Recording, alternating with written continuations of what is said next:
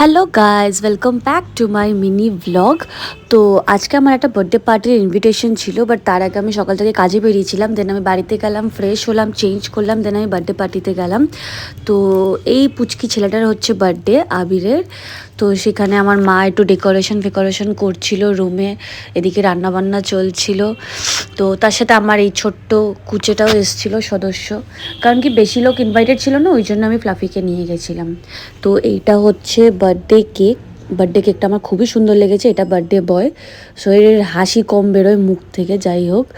তো এবারে চলবে কেক কাটিং। কেকটা আমার খুবই সুন্দর লেগেছে। পাশে গিয়ে আমার বাড়ির বাচ্চারা একটু বসে বললো, কারণ ও তো সবখানি যেন মনে হয় ওই কেক কাটবে, এরকম একটা ব্যাপার। সো এবার কেক কেটে কেটে ডিস্ট্রিবিউশনের পালা। আমি এটার জন্য খুবই এক্সাইটেড, আমি একটু টেস্ট করব বলে।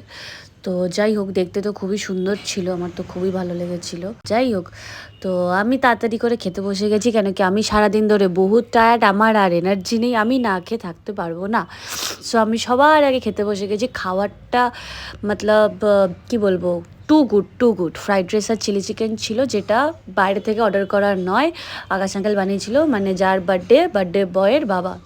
এটাই হচ্ছে বার্থডে বয়ের বাবা যে খাবারটা বানিয়েছিল। খাবারটা খুবই ভালো বানিয়েছিল, খুবই ভালো।